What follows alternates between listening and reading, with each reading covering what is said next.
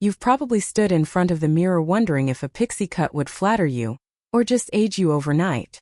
Let's fix that together because your natural elegance deserves the right answer, not a guess. I research worst style and beauty mistakes and youth-boosting fixes for mature women, so you get simple, proven transformations that work instantly.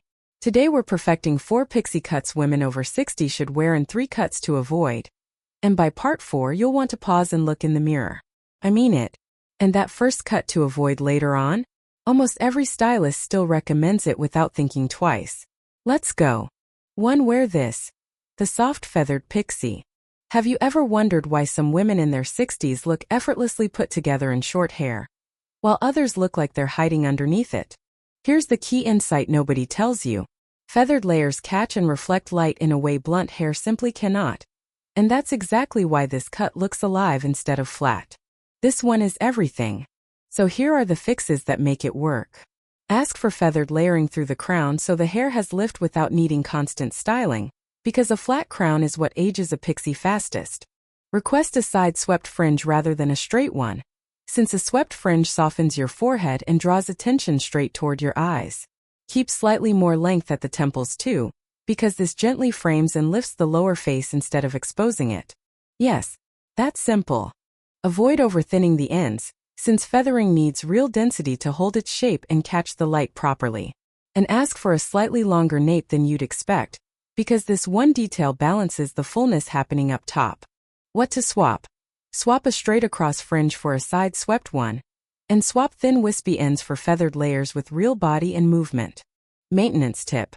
Blow dry with a round brush lifting away from your face, then finish with a light hold spray so the feathering stays soft instead of crunchy.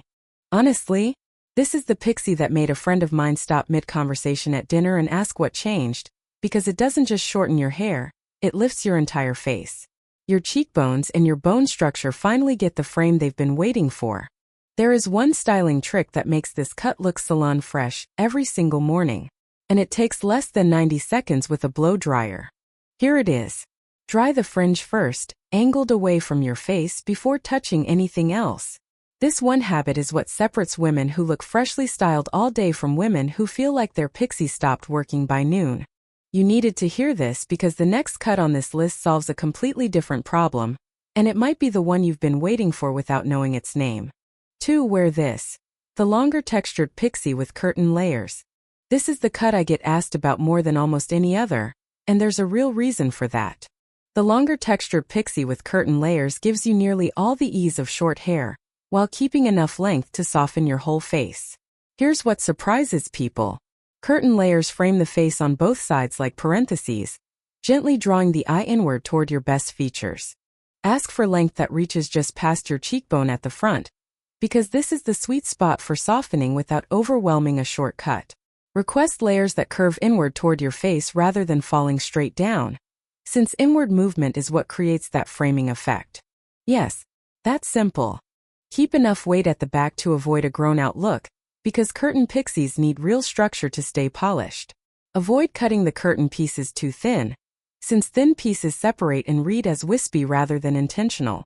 And if you wear glasses, ask for slightly longer layers around your ears, because this keeps the cut from looking choppy against your frames. What to swap? Swap a uniform short pixie for one with longer curtain pieces at the front, and swap straight down layers for gently inward curving ones that actually do something for your face. Maintenance tip. Twist the front pieces slightly inward with a small curling wand once a week to keep the curtain shape crisp between cuts. There is one detail that ties this whole cut together, and it has nothing to do with length at all. It's confidence in the chair. Honestly, this cut works best when you walk in and describe exactly what you want instead of hoping your stylist guesses right, and your bone structure has been waiting for that conversation for a while now. I recommend this cut most often to women who want short hair but aren't ready to fully let go of softness. Gives you both. But there's a third pixie coming up that solves a completely different concern, one that almost nobody talks about on camera. 3. Wear this. The tapered crop for fine or thinning hair. If your hair has gotten noticeably finer over the past few years, this next cut was made for exactly that. Here's the truth most stylists won't say out loud. A tapered crop actually creates the illusion of density because shorter, Closely tapered sides remove the comparison point that makes hair on top look thin. Your eye stops comparing and starts seeing fullness instead. This one is everything. Ask for a gradual taper at the sides and back, rather than a sudden change in length, because abrupt lines draw attention to thinning instead of hiding it. Request extra texture and slight length left on top, since this is where volume actually gets built rather than faked. Avoid asking for the sides shaved too close, because too much contrast between scalp and hair can actually emphasize thinness rather than disguise it. Have your stylist cut the crown area dry, not wet, since wet cutting on fine hair often removes more volume than intended. And ask about a light root lifting product at your appointment, because the right product paired with this cut multiplies the effect. What to swap? Swap a uniformly short buzzed crop for a gradual taper with texture on top, and swap heavy pomades for a lightweight root lifting mousse that builds volume instead of weighing it down. Maintenance tip. Apply mousse only at the roots on damp hair. Then blow dry upside down for 30 seconds before styling as usual. You needed to hear this because thinning hair is not a life sentence. It is a styling problem, and styling problems have solutions.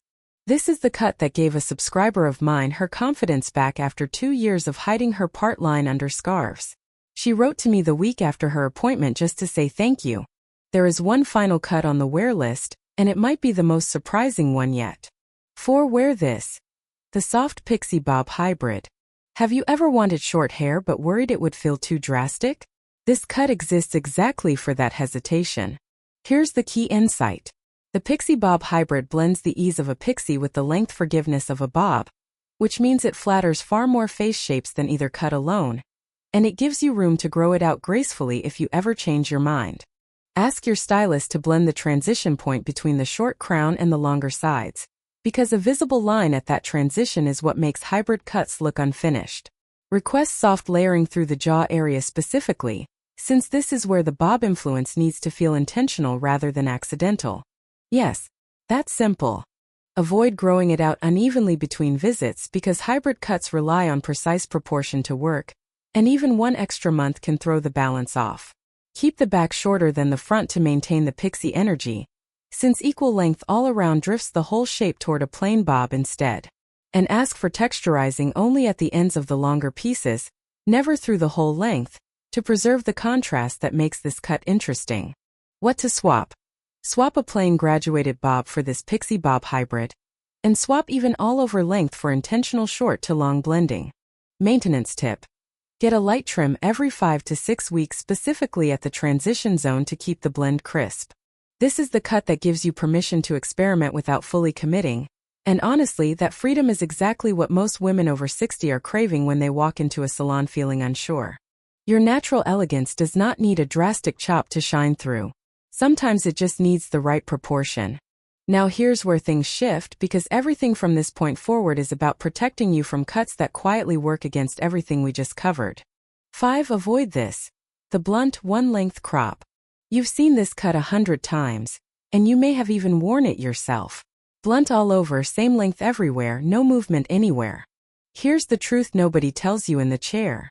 A one-length crop was designed for symmetry, not for softness, and mature faces need softness far more than they need symmetry. This is the pixie I see aging women the fastest, and almost nobody warns them before the scissors come out. This one is everything. If you're currently wearing this cut, please hear this gently. It is not your fault. It is what most salons default to because it is fast and low risk for them, not because it is right for you. Ask your stylist for point cutting at the ends instead of blunt shears, because blunt edges harden your jawline while soft edges melt into it. Request graduated length at the crown since flat, even hair at the top drops visual weight straight onto your eyes. Avoid a hard, straight fringe line, because it competes with your natural brow shape instead of framing it. Ask for texture removed throughout, not just length, since texture is what gives a pixie life instead of stiffness.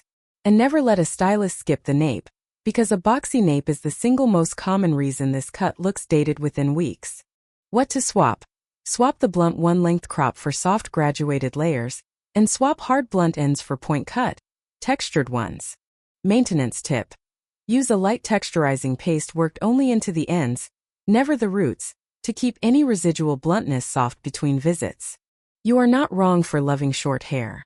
You were just given the wrong version of it, and there's a real difference between the two. A friend of mine switched from this exact blunt crop to soft graduated layers, and her daughter didn't recognize her in photos for a week. That's the kind of difference we're talking about. Now let's talk about the second cut to avoid. And this one might surprise you because it's marketed as edgy and youthful. 6. Avoid this. The over-texturized spiky crop. This next one surprises people because it's marketed as edgy and youthful. In reality, it does the opposite for most women over 60. The over-texturized spiky crop relies on choppy, disconnected pieces standing away from the head. Here's the key insight. Spiky texture creates hard shadows and sharp shapes, which visually ages the face by emphasizing angles rather than softening them. Your face has earned softness, not spikes. If you love short and edgy, there is still a version of this that works for you. Ask for textured movement instead of spikes, since movement reads as confident while spikes read as trying too hard. You needed to hear this. Avoid heavy gel or wax that hardens the shape, because hardened texture catches light unflatteringly and holds it there all day. Request soft disconnection only at the crown, not throughout the whole head.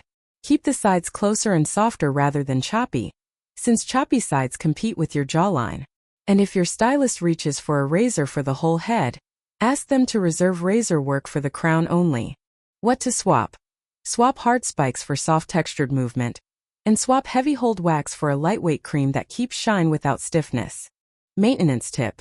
Apply product to damp hair and mold gently with fingertips rather than a comb, which keeps the texture soft rather than architectural. I know this is the cut you've seen on younger influencers and thought looked fun. Here's the honest truth. What reads as playful at 30 can read as harsh at 60, and that's not a flaw in you. It's simply a mismatch nobody corrected before now. There is a version of this cut that keeps the edge without the harshness, and it starts with one word you should say to your stylist next time. That word is soften.